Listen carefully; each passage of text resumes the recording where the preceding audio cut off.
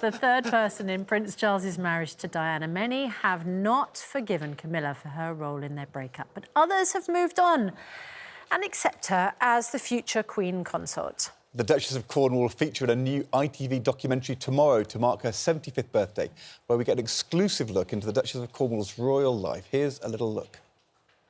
I'm going to get a tube of the mug. In public. I'm 75 short. You and I are twins. And in private. When we were children, we used to be given, do you remember, the jars to catch butterflies? An exclusive glimpse into the life of the Duchess of Cornwall as she takes on the role of guest editor for a national magazine. It's quite hard work, but I'm loving it. She's so good with people, she can talk to everyone.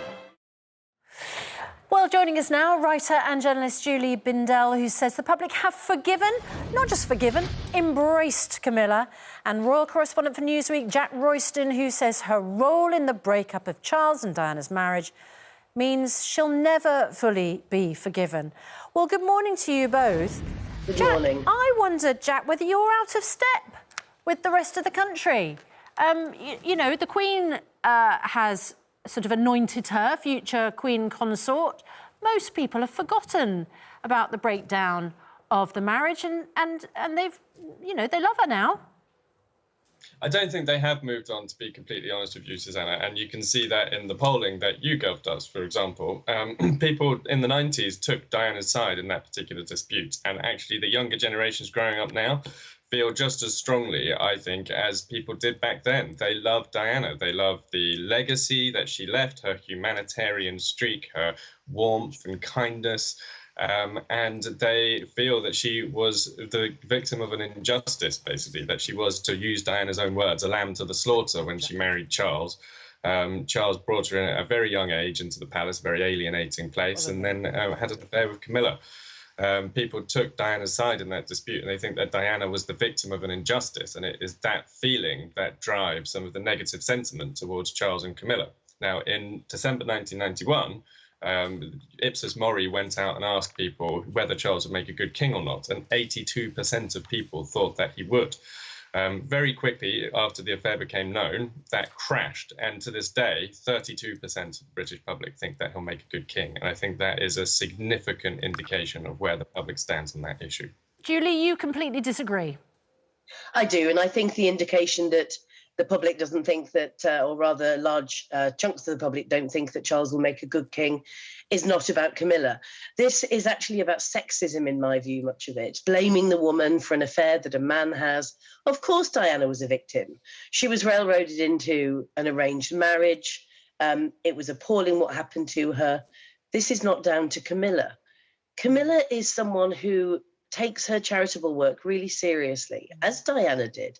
But Camilla actually advocates for more, shall we say, stigmatized issues such as rape, sexual assault, domestic abuse. And everyone I know that have met her, and I've been a feminist campaigning to end rape and domestic violence for over 4 decades, all of those that have met her, that have worked with her in this field, say that she's genuine, that she is an extremely approachable person, that she really cares. And I think that now we can really stop thinking of her as the wicked stepmother, as the wicked stepmother in the fairy tale where Diana was the princess, and stop this sexist approach to comparing women, where on the one hand you have the conventionally beautiful Diana, and on the other hand, someone who's been called horsey and scruffy and talked about in terms of her appearance.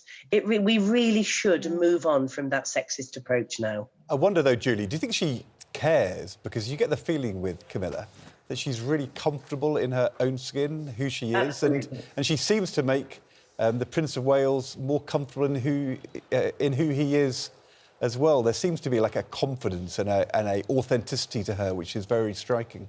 Yes, and it's great for young women to see that here is someone in a senior royal position. And I speak as a Republican and as a feminist, but I think it's great for those young women to see someone who isn't obsessed with fashion, obsessed with appearance, and thinking about feminine frippery all the time in order to make herself popular. She's genuine, she's authentic, she cares about real things that happen to women. And you know, we need to look at who is to blame for an affair.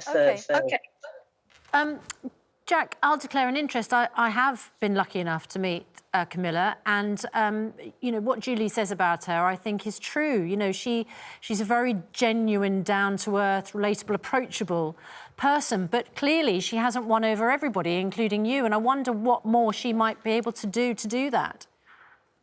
Yeah, she's in a difficult position from that point of view. I think there possibly could be a little bit more if she came out of her shell a little bit and tried to maybe draw a little bit more attention on some of the very good projects she supported. You're absolutely right that her work on domestic abuse through organisations like Women of the World Forum, Women of the World Foundation has been very good, but they haven't always necessarily attracted the kind of publicity that other members of the royal family often get.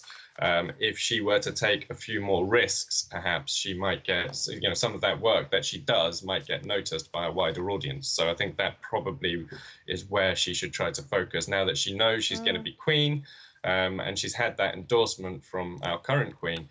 Perhaps she'll feel slightly more confident to actually push the boundaries a little bit more and maybe get a little bit more attention onto the work that she is doing. OK. All right. Well, Jack and Julie, thank you very much indeed for joining us to talk about that this morning. It's interesting, isn't it? Because actually, you know, Jack accuses her of not getting enough publicity, but the point is that she backs causes which aren't that popular and has brought attention to those subjects which sometimes just do remain in the shadows. Which I've definitely changed my view. I would have been one of those people who 25, 30 years ago would have been a Princess Diana person, but I think Camilla has done brilliantly. And, you know, I think Jack's wrong. I think Julie's right.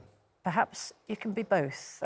I mean, perhaps that's the point. Yeah. You can be a Diana person and a Camilla person. You don't. No, but I mean, it used to be a choice, and it doesn't have to be a choice. Exactly right.